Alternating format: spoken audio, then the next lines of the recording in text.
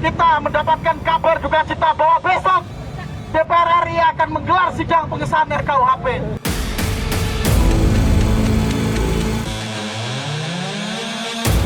Rancangan Kitab Undang-Undang Hukum Pidana atau RKUHP disahkan oleh DPR menjadi undang-undang dalam rapat paripurna pada Selasa 6 Desember 2022. Namun begitu pengesahan RKUHP ini nyatanya disesalkan oleh sejumlah kalangan antara naskah RKUHP tersebut menuai sejumlah polemik. Bukan hanya baru-baru ini saja. RKUHP telah menjadi polemik selama kurang lebih 4 tahun terakhir. Seperti contohnya pada tahun 2019, masyarakat sipil menggelar demo besar-besaran agar RKUHP tersebut tidak disahkan. Kemudian pada Senin 5 Desember 2022, sejumlah kalangan lembaga bantuan hukum atau LBH melakukan demonstrasi penolakan RKUHP di depan gedung DPR RI. Mereka menilai draft RKUHP masih memuat pasal-pasal warisan kolonial yang bermasalah dan rentan digunakan sebagai alat kriminalisasi. Kita tahu kawan-kawan, belum kering kuburan dari kawan-kawan kita yang berjuang menolak pengesahan RKUHP. Tetapi tanggal 6 Desember 2022 kita mendapatkan kabar duka cita bahwa besok DPR RI akan menggelar sidang pengesahan RKUHP. Tentu ini menjadi duka yang mendalam untuk kawan-kawan yang berjuang. Tentu ini bentuk pengkhianatan kepada mereka yang berjuang mengkritisi proses penyusunan draft RKUHP yang semangatnya anti kolonial, tetapi isinya adalah praktek-praktek kolonialisme gaya baru. Semangat kawan-kawan! Setidaknya ada 12 aturan yang dipersoalkan oleh masyarakat. Pasal pertama yakni terkait living law atau hukum yang hidup di masyarakat. Koalisi Masyarakat Sipil menilai aturan ini merampas kedaulatan masyarakat adat lantaran berpotensi menjadikan hukum adat disalahgunakan untuk kepentingan pihak tertentu.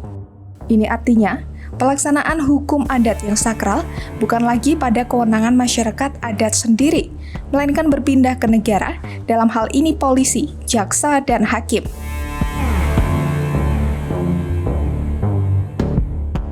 Koalisi Masyarakat Sipil menilai aturan itu tak sesuai dengan hak hidup seseorang. Padahal, banyak negara telah menghapuskan ketentuan hukuman mati dalam hukum pidananya. Selanjutnya yakni soal larangan penyebaran paham yang bertentangan dengan Pancasila di muka umum. Pasal ini berpotensi mengkriminalisasi setiap orang, terutama pihak oposisi pemerintah, karena tidak ada penjelasan terkait paham yang bertentangan dengan Pancasila. Selain itu, pasal ini juga berpotensi menjadi pasal karet dan dapat menghidupkan konsep pidana subversif seperti yang terjadi di era Orde Baru. Berikutnya yang juga menjadi sorotan yakni pasal penghinaan terhadap pemerintah dan lembaga negara. Pasal ini berpotensi digunakan untuk membungkam kritik terhadap pemerintah lantaran tidak ada penjelasan terkait kata penghinaan. Yang kelima adalah pasal soal contempt of court atau penghormatan pada badan peradilan. Koalisi menganggap aturan itu bermasalah karena tak ada penjelasan detail tentang frasa penegak hukum. Selanjutnya soal kohabitasi atau hidup bersama sebagai suami istri di luar perkawinan. Dalam pasal tersebut, tidak ada penjelasan terkait hidup bersama sebagai suami istri, sehingga pasal ini berpotensi memunculkan persekusi dan melanggar ruang privat masyarakat. Hal berikutnya yang menjadi polemik yakni ketentuan dalam Undang-Undang Informasi dan Transaksi Elektronik atau UU ITE yang nyatanya justru tumpang tindih dengan yang ada di KUHP. Koalisi Masyarakat Sipil menilai pasal-pasal karet dalam UU ITE seharusnya bisa sepenuhnya dicabut dan tidak dimasukkan dalam RKUHP. Kemudian pasal tentang unjuk rasa. Pasal yang memuat frasa pemberitahuan ini seharusnya perlu diperjelas. Artinya, masyarakat tidak perlu mengajukan izin, melainkan hanya perlu pemberitahuan saja ke aparat yang berwenang. Poin ke-9 soal penghapusan unsur retroaktif pada pelanggaran HAM berat. Dalam naskah terakhir dari RKUHP, negara menerapkan asas non-retroaktif. Artinya, kejahatan di masa lalu tidak dapat dipidana dengan peraturan baru ini.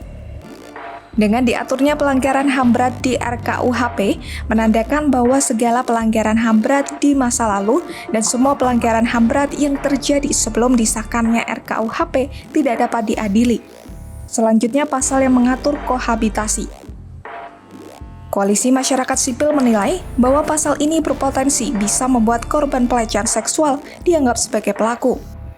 Selain itu, RKUHP juga dianggap memberikan ancaman pidana yang terlalu ringan dan tidak memberikan efek jera pada koruptor. Kemudian yang terakhir, koalisi berpandangan ada berbagai syarat dalam RKUHP yang membuat korporasi sulit dimintai pertanggungjawaban atas tindak pidana tertentu. Sebaliknya, lebih mudah membebankan tanggung jawab pada pengurus korporasi. Terkait sejumlah kritik ini, sebenarnya Menko Polhukam Mahfud MD sudah mempersilahkan masyarakat yang tidak setuju dengan RKUHP tersebut untuk mengajukan uji materi ke Mahkamah Konstitusi. Ia tidak banyak menanggapi soal penolakan tersebut. Mahfud justru menyerahkan sepenuhnya pengesahan RKUHP terhadap DPR.